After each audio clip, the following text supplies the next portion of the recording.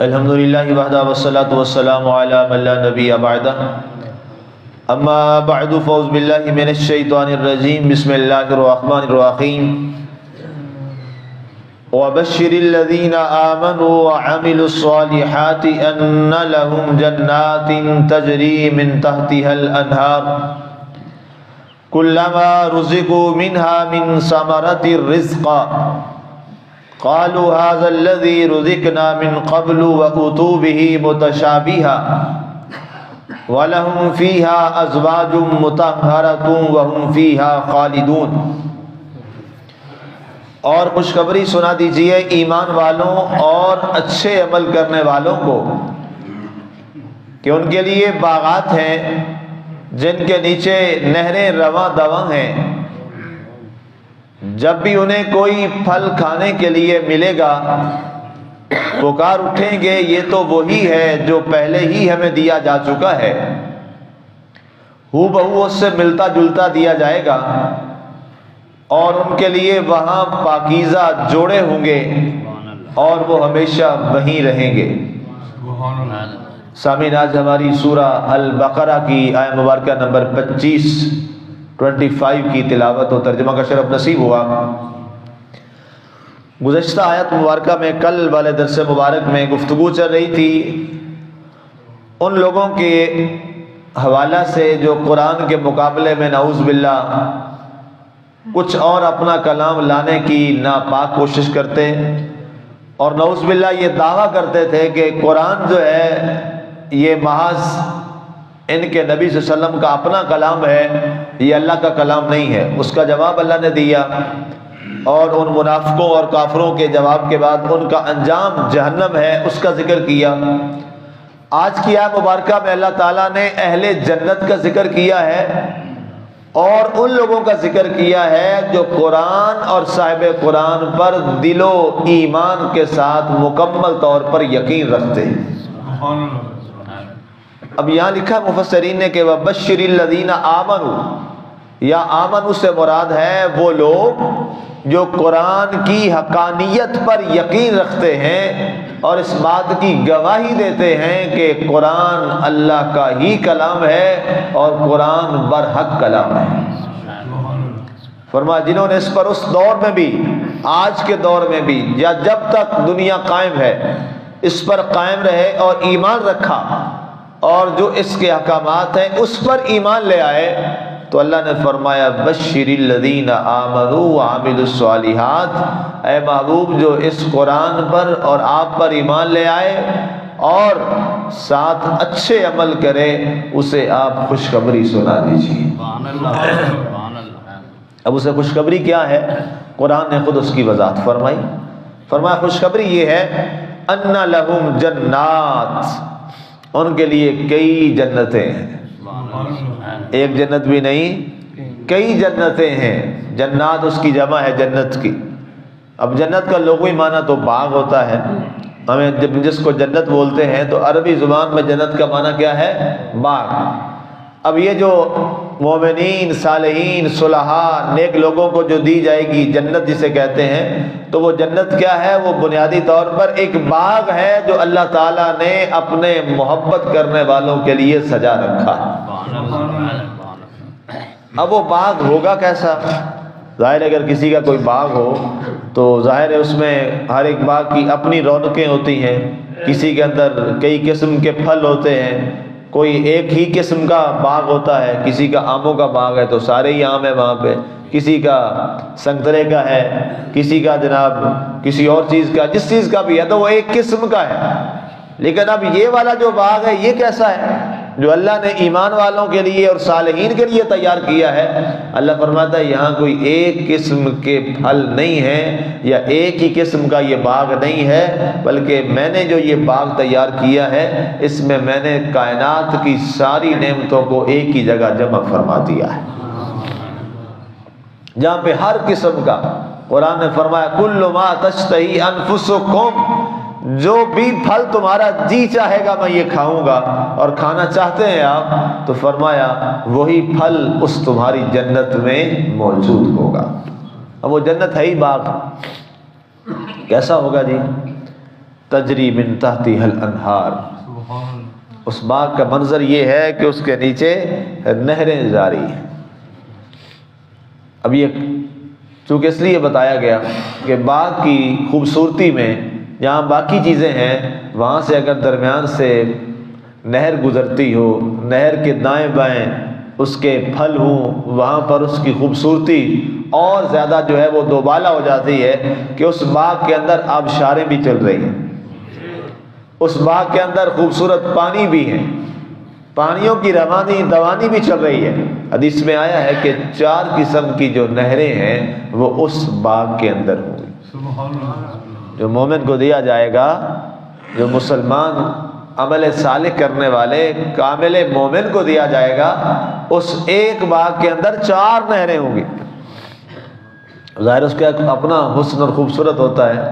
پورے لاہور سے ہمارے ایک نہر گزرتی ہے اور وہ کتنا خوبصورت منظر ہے۔ پورے لاہور کی خوبصورتی جو ہے وہ نہر کے دائیں بائیں صرف یہ وہاں کوئی باغات نہیں لگے ہوئے، صرف عام درخت ہیں اور ان میں سے اکثریت وہ ہے جو کہ بے پھل ہیں، کھانے والے پھل کے نہیں ہیں، بہت کم ہوں گے، تھوڑے بہت ہی ہوں گے، کوئی جامن وغیرہ یا آم ہی نظر آتے ہیں اور تو کچھ نہیں ہے، اور وہ بھی بہت تھوڑی جگہوں پہ، باقی تو دوسرے صرف سایہ دار درخت ہیں۔ لیکن نہر کے پاس سے آپ گزریں، اس سڑک کے پاس سے آپ گزریں تو وہاں کا ماحول ہی بڑا خوبصورت اور صاف ستھرا ہوتا ہے۔ باقی گرمی تو وہاں ذرا ٹھنڈک محسوس ہوتی ہے۔ صرف ایک نہر ہے تو اور پورے اتنی آبادی کے لیے، کروڑوں کی آبادی کے لیے، اور وہاں پر ایک شخص کے لیے اتنا بڑا باغ اور اس کے اندر 4 نہریں ہوں گی۔ سبحان اللہ۔ ایک نہر کیا ہے جی؟ وہ دودھ کی نہر ہوگی، دودھ کی نہر۔ ایک شہد کی نہر ہوگی، اور ایک خوبصورت پانی کی نہر ہوگی، اور ایک شرابن طہورا کی نہر ہوگی، پاک شراب، شرابن طہورا۔ یہ 4 نہریں جو ہیں ایک شخص کے باغ کی خوبصورتی اور سجاوٹ کے لیے اللہ نے سجا رکھی۔ کیا پروٹوکول ہے، کیا عزت ہے، کیا مقام ہے۔ آج کوئی بڑے سے بڑا شہنشاہ بھی ہو دنیا کے اندر، کیا کوئی آج تک ایسا کوئی بادشاہ آیا ہے جو دودھ کی نہریں چلا سکا؟ تاریخ میں کبھی آپ نے سنا ہو یا پڑھا ہو؟ جب سے دنیا قائم ہے، پانی کی نہر ہی کوئی چلا لے اور اس کو محل کے گرد چلا لے تو کہتے ہیں کمال ہے جی، اس کا محل پانی کے درمیان میں بنا ہوا، یا پانی کے اوپر اس نے بنایا، اور ساتھ یہ لوگ کتنے لاکھوں خرچ کر کے دبئی یا ابوظہبی جاتے ہیں جی، وہاں ایک یہ صرف منظر ہے ایک سائڈ پہ۔ تو لیکن رب کا نظام دیکھیے اور رب کا انعام دیکھیے اس انسان کے لیے جو اللہ سے محبت کرتا ہے، اس کی عزت کیا ہے۔ اور بتائیے قارون، فرعون، حامان، باقی لوگ سب کی باغات، ان کی خوبصورت جو چیزیں انہوں نے بنائی تھی، کیا وہ آج قائم ہے؟ یا ان کا وجود کہیں ہے؟ نہیں ہے۔ جس شخص کی جتنی بھی جو بھی خوبصورت چیز بنائی ہو وہ ساری کی ساری فانی ہے، باقی نہیں ہے، سب تباہ ہو جائے گی، ختم ہو جائے گی۔ لیکن سبحان اللہ، جو شخص اللہ اور اللہ کے رسول اور اس کے قرآن سے محبت کرنے والا اور اس پر ایمان لا کر اس پہ عمل کرنے والا ہے، اس کے یہ باغات اور اس کی یہ نہریں اور اس کے محلات کبھی ختم نہیں ہوں گے، یہ ہمیشہ ہمیشہ کے لیے ہوں گے۔ سبحان اللہ۔ تو آج اگر کوئی انسان عارضی چیزوں کے لیے جو ختم ہو جانی ہے، اس کے لیے قرآن چھوڑ بیٹھے، اس کے لیے دین کو چھوڑ بیٹھے، اس کے لیے اللہ رسول کی نافرمانی کر کے اس کو بنا بھی لے، تو کب تک وہ رہے گا اس میں؟ کب تک ان محلات میں وہ بیٹھے گا؟ ایک دن اسے موت آ جائے گی، وہ دنیا سے رخصت ہو جائے گا، وہ محلہ اب اس کا نہیں رہا، وہ کسی اور کا ہو گیا۔ ہو سکتا ہے موت کے بعد اس کے بیٹے پہلا کام یہ کریں کہ اس کا مکان ہی بیچ دیں۔ اکثر ایسا ہوتا ہے، بٹوارا ہوا اور وہ مکان ہی بک گیا، جس کو پتہ نہیں کس قدر بنایا تھا، اس کا وجود ہی نہ رہا، وہ ختم ہو گیا، کہانی ختم ہو گئی۔ لیکن جو اللہ اور اس کے رسول صلی اللہ علیہ وسلم کے لیے اپنے آپ کو وقف کر دیتا ہے اور اپنی زندگی کو اللہ اور اللہ کے رسول اور اس کے دین کے لیے وقف کر دیتا ہے، اللہ فرماتا ہے دنیا میں تجھے ہم عارضی یہ ساری چیزیں اس پہ نظر رکھنا چھوڑ دیجئے، ہم تجھے وہ محل دیں گے جو کبھی ختم ہی نہیں ہوگا، یہ انعام ہے۔ اور اس کا منظر کیا؟ 4 نہریں ایک محل کے اندر چل رہی ہیں، دودھ کی نہر ہے پوری، سبحان اللہ، تصور کیجئے اللہ کا کیا انعام ہے۔ لوگ یہاں ایک ایک گھونٹ کو ترستے ہیں اس دودھ کے لیے کہ کسی کو مل جائے، وہاں پوری نہر چل رہی ہے۔ ظاہر ہے نہر تو پھر ختم نہیں ہوتی، جتنا اس میں سے استعمال کرتے جائیں، اس کو کیا فرق پڑے نہر میں سے، نہر یہ چل رہی پانی کی، اس میں سے آپ جتنے یہاں سے آپ ڈول کے باسا والے پورے جناب ٹربینیں یہاں لگا کے بھر رہے ہوتے ہیں، نہر کو فرق پڑتا ہے؟ کچھ فرق نہیں پڑتا۔ اب اس کے بعد شرابن طہورا، شہد کی پوری نہر ہے، شہد کی پوری نہر ہے۔ دنیا میں کبھی ایسا ہوا کہ کسی نے شہد کی نہر چلا دی ہو؟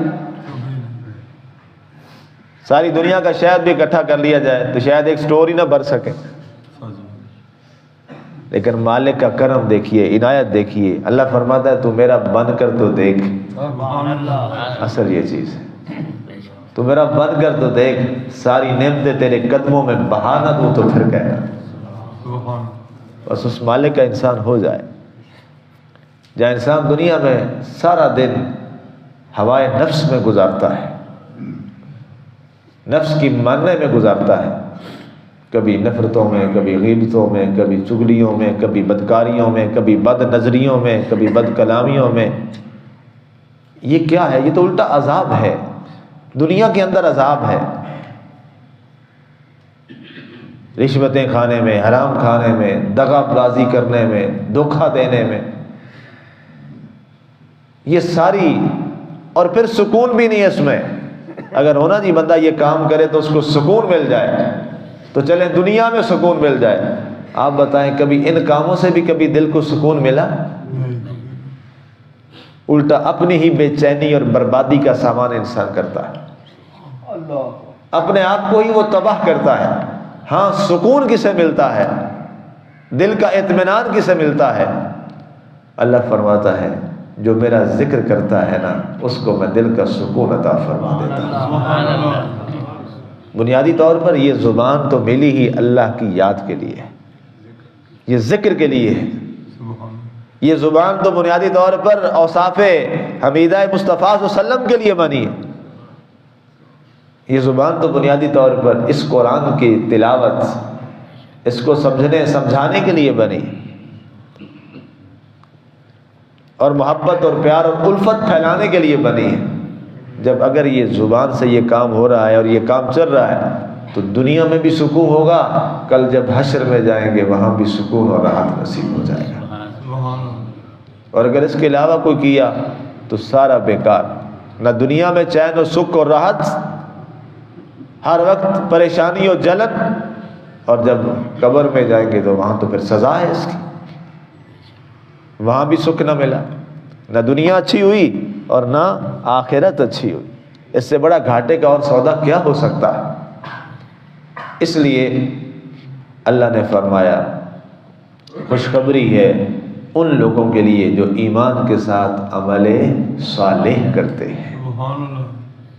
یہ یاد رکھیں ہم نے بہت لمیٹڈ کیا ہوا ہے عمل صالح کو، ہم نے اسلام کو بہت لمیٹڈ کیا ہے۔ ہم عمل صالح کرتے ہیں سمجھتے ہیں کہ صرف نماز پڑھ لی عمل صالح، نہیں، یہ کام بہت آسان ہے۔ میں آپ کو صحیح بتاؤں، یہ نماز، روزہ، سال بعد زندگی میں ایک بار حج، عمرہ، تسبیحات، یہ کام بہت آسان ہے، یہ کام بہت آسان ہے، یہ مشکل نہیں ہے، یہ یاد رکھیے، یہ بہت آسان کام ہے۔ آپ کو میں کمپیریٹو بتا رہا ہوں۔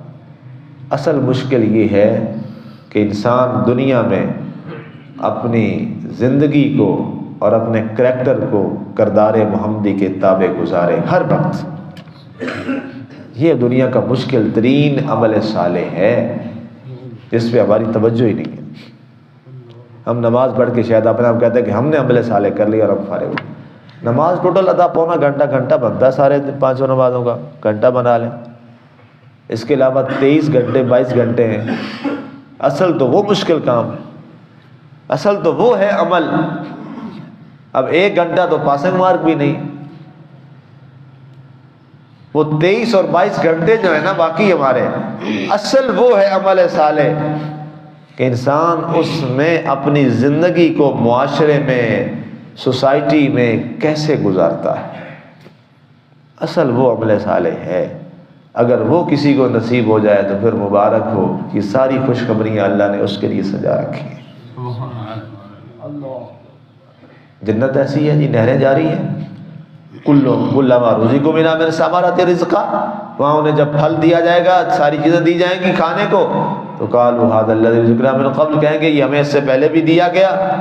وَأُتُوا بِهِ مُتَشَابِهًا، اللہ فرماتا ہے حالانکہ یہ اس طرح کا ہوگا نہیں، جنت کا اور دنیا کا پھل بڑا مختلف ہے، بہت مختلف ہے۔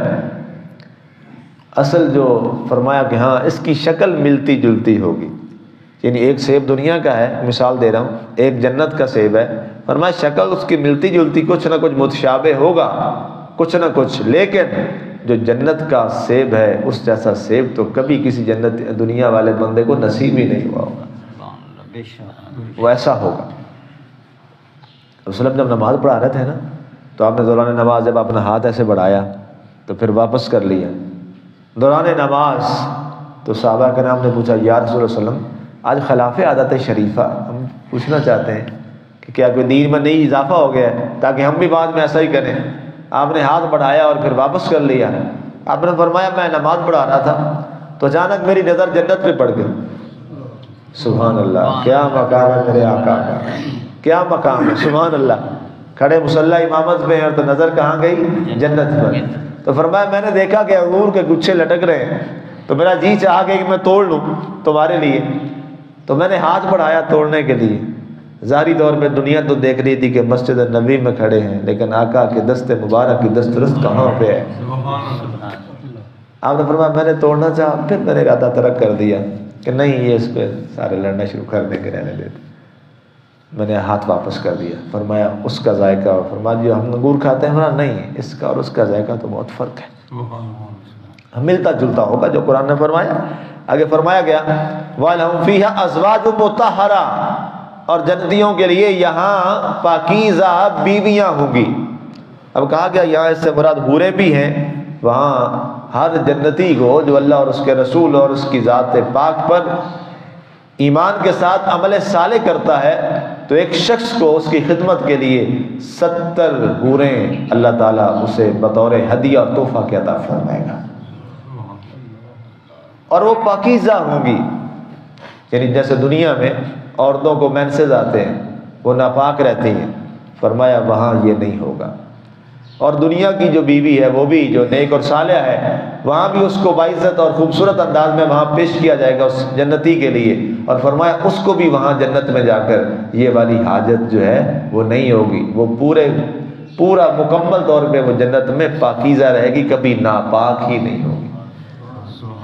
اللہ اس کو اس بیماری سے پاک فرما دے گا، اللہ اس ناپاکی سے اس کو وہاں سے پاک فرما دے گا۔ اس لیے فرمایا یہ پاکیزہ ہے، اور پاکیزہ بیویاں پاکیزہ مردوں کو عطا کی جائیں گی۔ آگے فرمایا گیا وَهُمْ فِيهَا خَالِدُونَ، اور یہ جو نعمتیں ساری ہیں یہ کیا ہے؟ ہمیشہ ہمیشہ کے لیے ہے، اور وہاں ہمیشہ وہ رہیں گے۔ انسان کو ڈر ہوتا ہے نا یہ نعمت ملی ہے ہو سکتا ہے چھن نہ جائے، اب یہ چیز ہے بعد میں نہ ہو، اللہ فرماتا ہے وہاں یہ پریشانی بھی نہیں ہوگی۔ جس کو ایک دفعہ جنت مل گئی اس کو پھر کبھی جنت سے نکالا نہیں جائے گا، وہ ہمیشہ پھر اللہ تعالیٰ کی اس نعمتوں والی جنت میں رہے گا۔ اللہ تعالیٰ کی ذات ہمیں عمل کی توفیق عطا فرمائے، اور اللہ ہمیں عمل صالح نصیب فرمائے، آمین۔ وما علینا الا البلاغ۔